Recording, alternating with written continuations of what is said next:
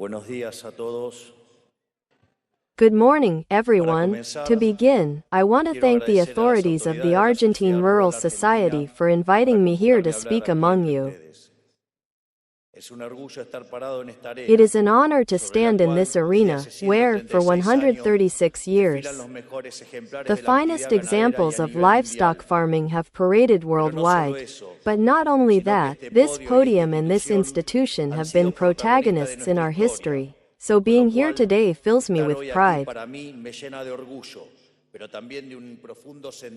but also with a deep sense of responsibility and duty. I want to congratulate you for once again holding this exhibition, which truly represents the soul of the national economy. Above all, I want to greet and express my admiration for all the agricultural and livestock producers, large, medium, and small, who go out to work the land every day and produce food for 500 million people.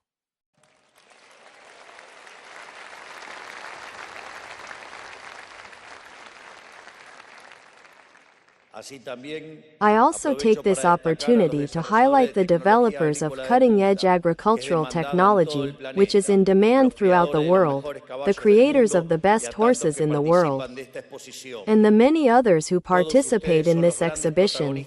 You are all the great protagonists of Argentine economic life.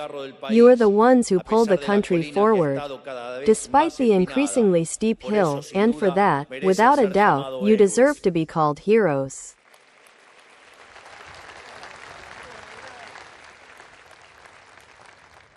It is simply a fact, an undeniable truth, that the happiest days in Argentine history were the happiest days in the history of the countryside, and that the saddest days in Argentine history were also the hardest times for agricultural activity.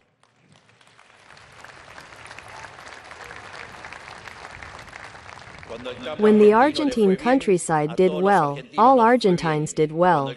When the Argentine countryside did badly, all of us did badly. It is a fact that, in the 19th century, when we pacified the country and adopted a political, economic, and social system guided by the ideas of liberty, we quickly went from being a country of barbarians to one of the richest in the world.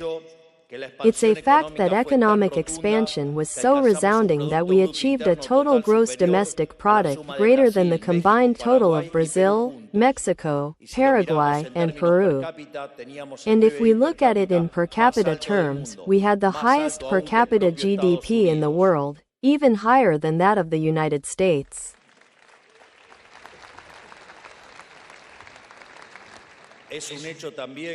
It's also a fact that social and cultural development made us the first nation in human history to eradicate illiteracy. It's also a fact that the great protagonist of that golden age of Argentina and the economic engine of those models was the countryside. So much so that for decades that period of Argentine glory was referred to as the era of the agro-export model. And to think that some refer to that model in a pejorative way.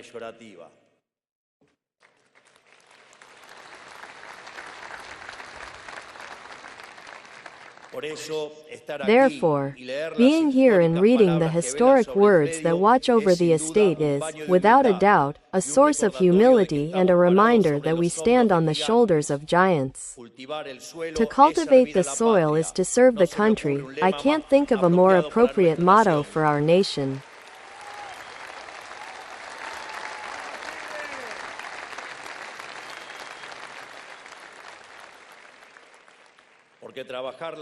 Because working the land or raising livestock are atavistic and vital activities.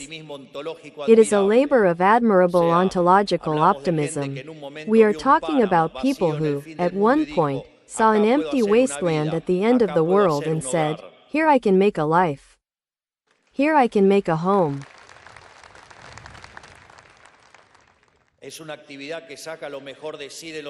It is an activity that brings out the best in humankind, because working the land and taming the wild is nothing less than creating civilization. It was agricultural activity that allowed us to occupy the vast expanse of Argentine territory and dominate the border. And many of those who are here with us are proud to be the great-grandchildren and great-great-grandchildren of those heroes. It is also a fact that the process of national economic decline began when politicians turned their backs on the agricultural sector. Instead of fairly paying the countryside for what it had done for the country, politics punished it with taxes, abusing the wealth it generated to finance its dirigiste adventures.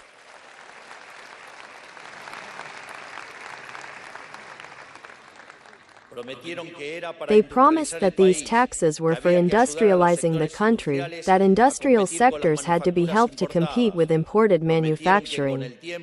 They promised that, over time, they would achieve genuine and equal competition, and that thus there would be more and better jobs.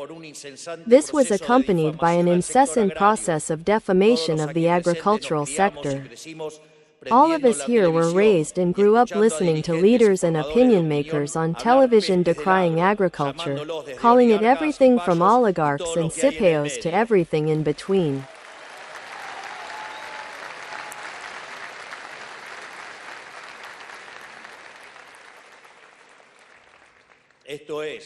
This was achieved with siren songs and unfulfillable promises, which led society to endorse the constant punishment of the goose that lays the golden eggs of our Argentina.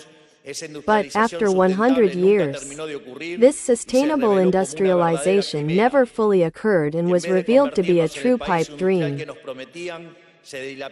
Instead of turning us into the industrial nation they promised us, they squandered all the wealth we had accumulated and plunged us into misery until we hit rock bottom on December 10th of last year, handing us a country where 7 out of every 10 children under 14 are poor. Along the way, they stifled the countryside and all of Argentina. Everyone here must know someone who went bankrupt as a result of state abuses. They tied their hands and deprived them of reaching their potential. They left us without land and without industry. And the only ones who ultimately won were the politicians and their corrupt friends.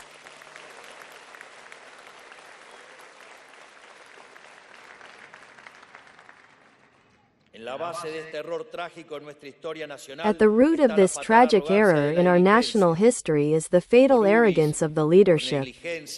Through ignorance, negligence, or even malicious intent, they ignored that it was the very freedom of the agricultural sector and other genuinely thriving sectors of the economy that had engendered prosperity for the country and for ordinary Argentines. That's the sad story of our century of humiliation, Argentina. It's time to start over, to redefine what is true and what is not, and to recommit to some basic truths. 100 years ago, politicians told us that, to have a thriving economy, industrial development had to happen by trampling on the countryside. That was the excuse to drown them in taxes. And they were faced with every possible obstacle, because they understand the economy as a zero-sum game, where for one to win, another must lose, which is a major conceptual blunder. Because, if the economy were a zero-sum game, there would never be growth.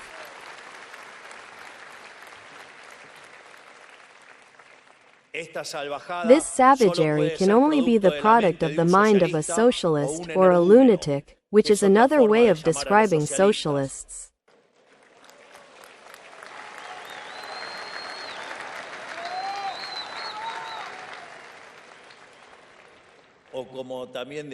Or as Hayek also said, if socialists knew about economics, they wouldn't be socialists.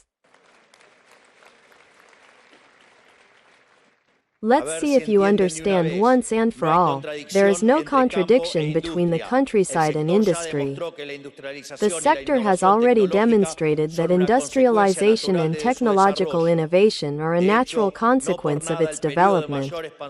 In fact, it's no coincidence that the period of greatest industrial expansion in Argentine history occurred during the agro-export model, and not, as some liars claim, during the failed import substitution model. It's only thanks to the no-till revolution and genetic innovation, of which Argentina has always been a proud protagonist, that today we can produce food for 500 million people, something that should almost be a miracle. This reminds me of the famous case of Norman Borlaug. Borlaug was an American scientist responsible for introducing hybrid seeds into agricultural production in Mexico, Pakistan, and India. He is considered by many to have saved 1 billion lives thanks to the increased production his research brought about. This man, considered by many to be the father of modern agriculture, received the Nobel Peace Prize in 1970 for having contributed to eradicating hunger for 1 billion human beings.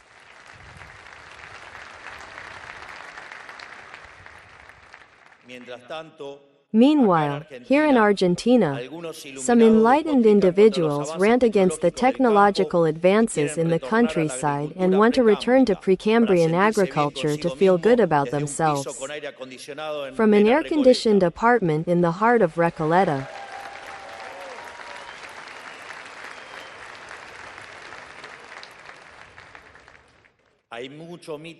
there is a lot of myth about the countryside. There has been a lot of intellectual dishonesty in public discussion, a lot of lies defending sectoral interests.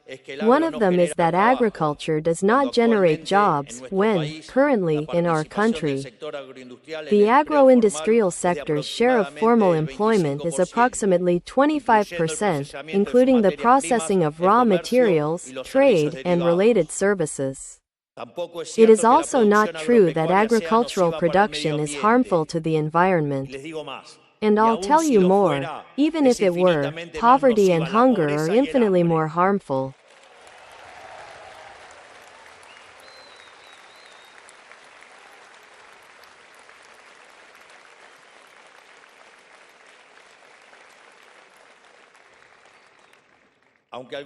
Although some actors with an obvious ideological agenda hide behind well-intentioned banners, I want to tell you that this administration will always stand by the Argentine countryside and will not be intimidated by imported slogans that have nothing to do with our identity.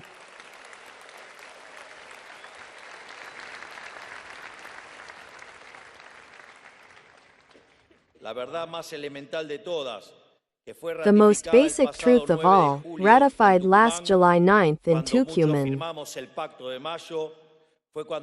when many of us signed the May Pact, when the vast majority of political authorities signed the May Pact, is that trading with the world is good, not bad.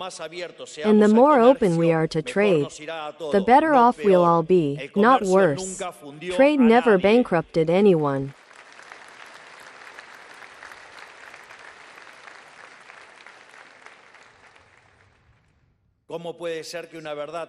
How can it be that such a basic truth has been taboo in Argentina for so long? How can it be that for decades our children have been taught that the agro-export model was a bad thing? Argentina must be a player in global trade. A closed economy only serves to help those in power sell lower quality products at a higher price.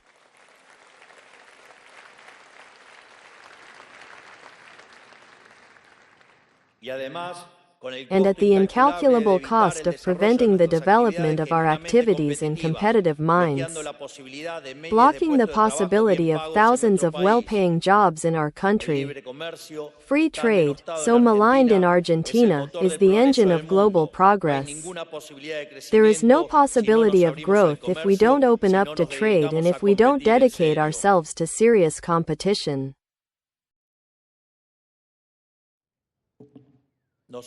We have a very clear direction. We've always said the same thing.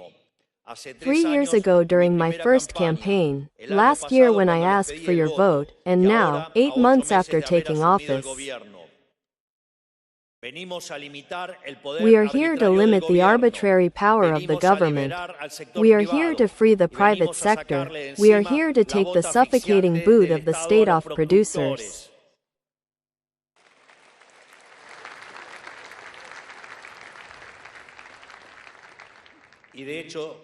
And, in fact, that's how we're doing it. Because the real burden the private sector has to bear is the weight of the public sector within the economy. This government has reduced the size of the public sector by 30% in real terms. It's the largest fiscal adjustment in human history, comparable only to those made after the war, and they also fall far short of this level. Therefore, we are effectively taking the boot off their shoulders and stopping them from being stifled so that the private sector can once again produce and generate wealth.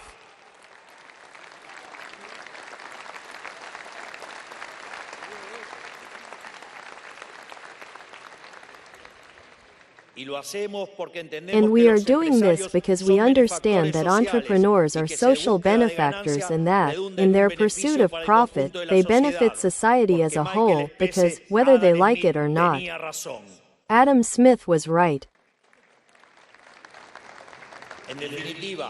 In short, we have come to renew the ideas that, 150 years ago, made Argentina the richest country in the world. And that is why I am here today, at the historic headquarters of the Rural Society, to renew society's vows to the Argentine countryside.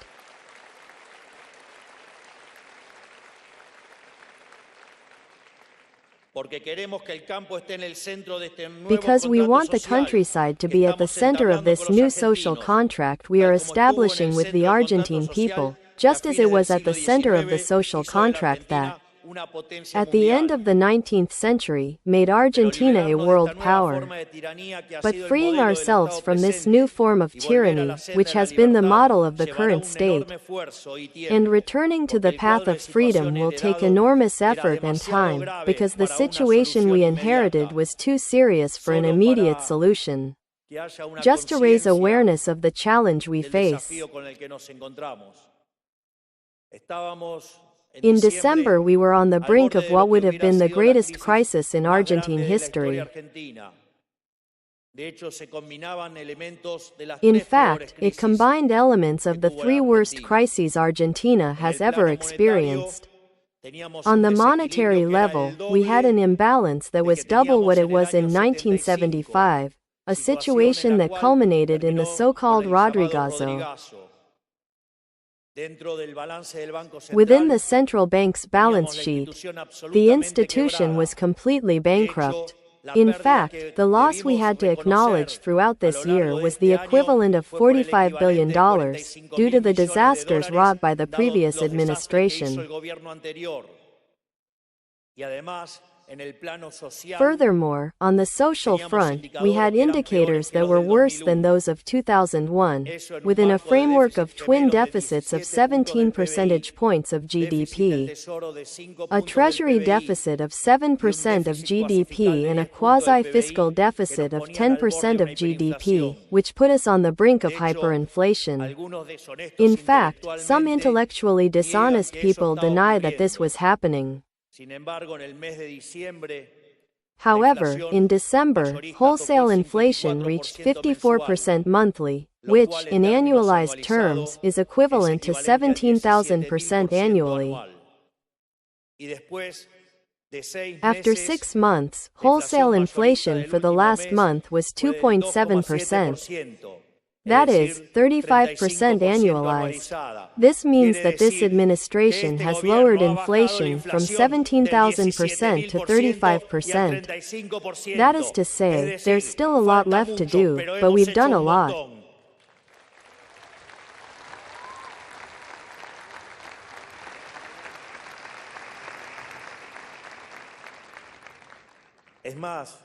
What's more, Later in the speech, I'm going to talk about lifting the currency controls, because I know how important that is.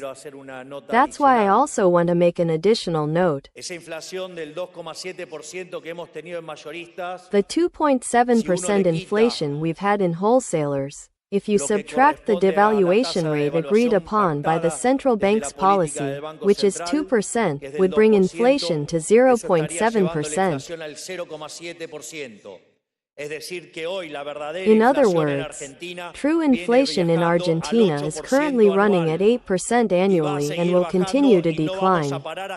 We won't stop until we eradicate inflation, and when we achieve that, we'll finally lift the currency controls.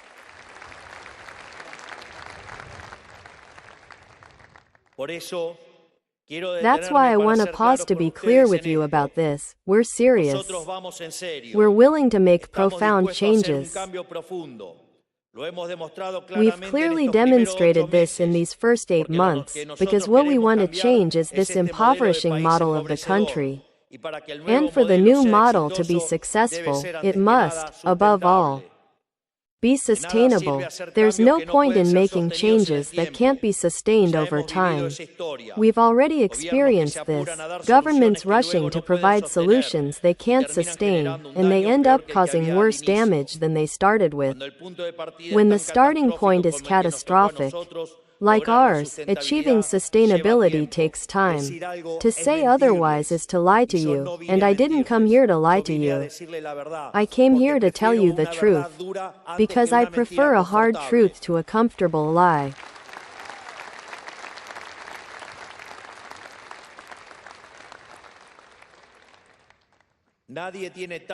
No one is as eager as we are to escape this disastrous model, where the state, through withholdings and restrictions, expropriates 70% of what the countryside produces.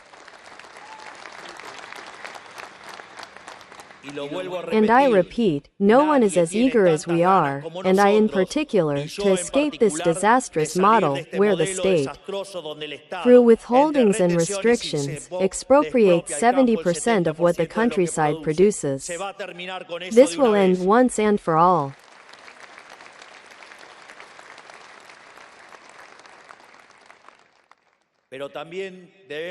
But we must also understand that removing the patches without first addressing the underlying problem would be aggravating the crisis we inherited. That's why we don't care how much pressure there is or where it comes from. We won't rush into demagogic action. We will respect the achievement of macroeconomic balance and will move forward as this is achieved. We are doing so and will continue to do so. The economic program has timelines and conditions. We need to look at the big picture, not just the snapshot.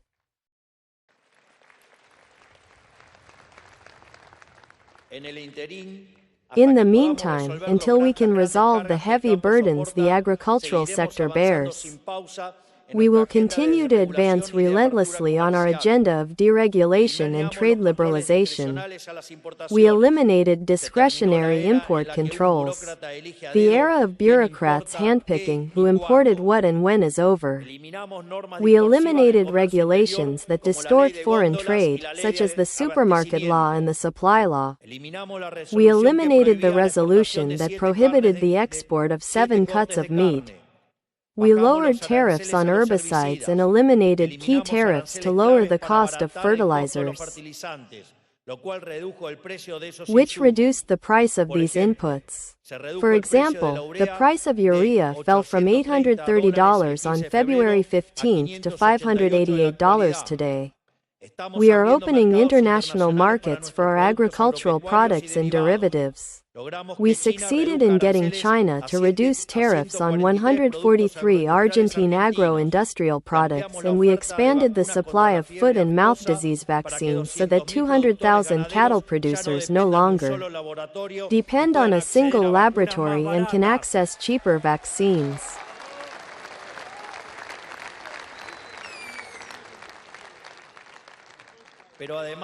But in addition to these issues, in the short term we are moving forward with some additional measures for the sector, such as eliminating DEX-derived chemicals for cows in categories A, B, C, D. And we will advance the elimination of 25% of DEX-derived chemicals for animal protein, which affects the sector across the board.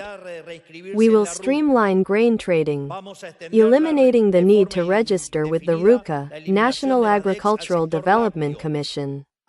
We will indefinitely extend the elimination of DEXs to the dairy sector.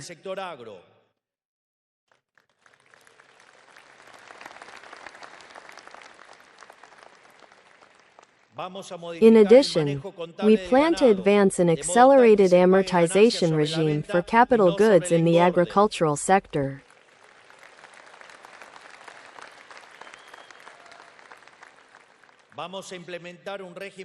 We will modify the accounting management of livestock so that profit is paid on sales, not on fattening. We will implement an irrigation regime for marginal areas.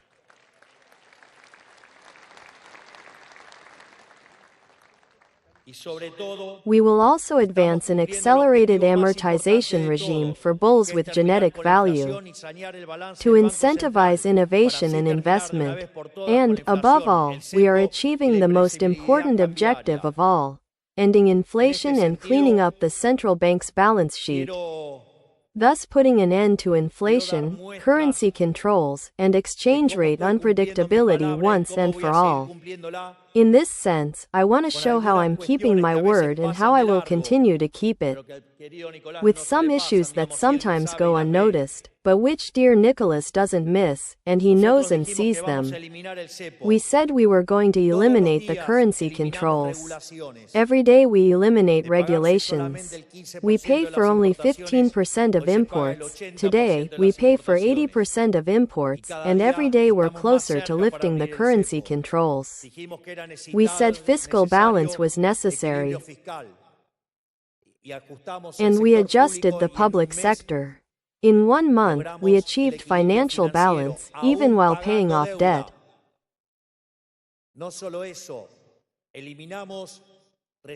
Not only that, but we recently eliminated the quasi-fiscal deficit because we eliminated all interest-bearing liabilities from the central bank's balance sheet.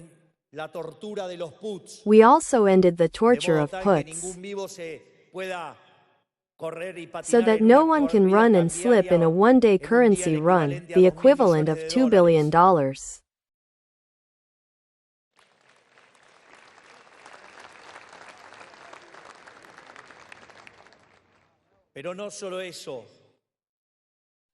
But not only that, we are now pursuing a zero-emissions program,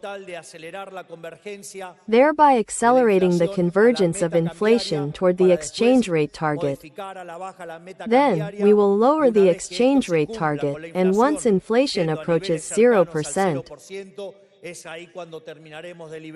we will finally release the restrictions once and for all.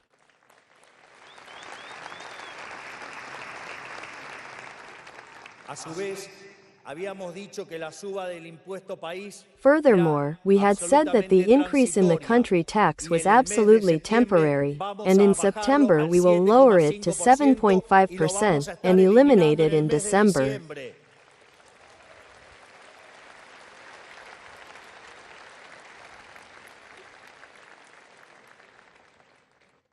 A su vez, otro dato muy importante.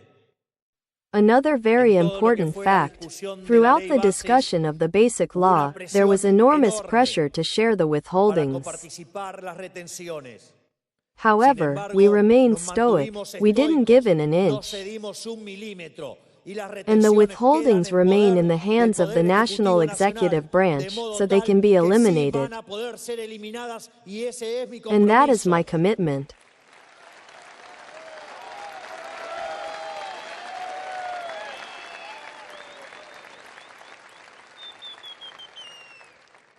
I have also said that, in order to lower taxes,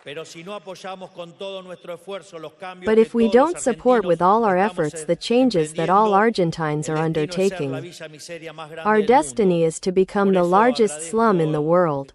Therefore, I thank dear Nicholas for your words of tolerance and patience, because the reforms will come, they are on their way, and you will soon see them become a reality.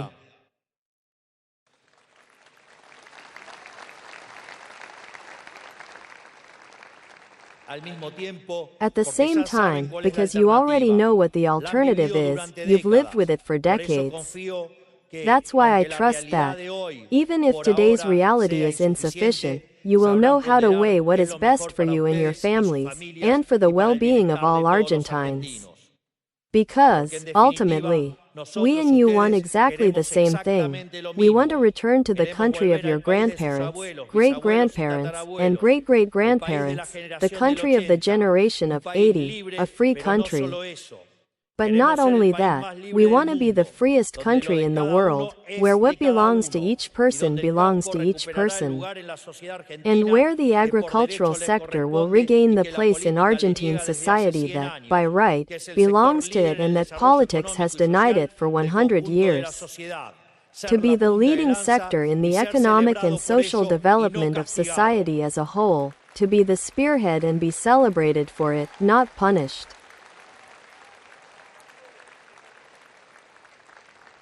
But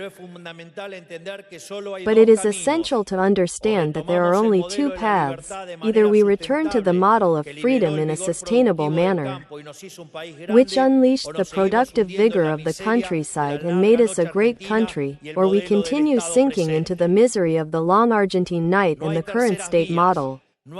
There are no third ways, no other alternative. There are only two visions for the country. There are only two visions for the countryside. For the first time in 100 years, we have a government that wants exactly the same country you want. Let's walk together, seize the opportunity, take the bull by the horns, and bet on Argentina.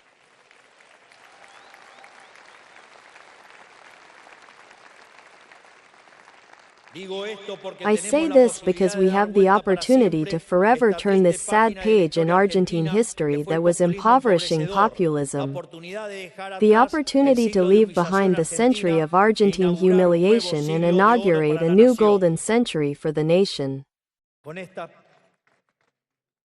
With these words and with much gratitude, I declare the 136th Argentine Rural Exposition inaugurated.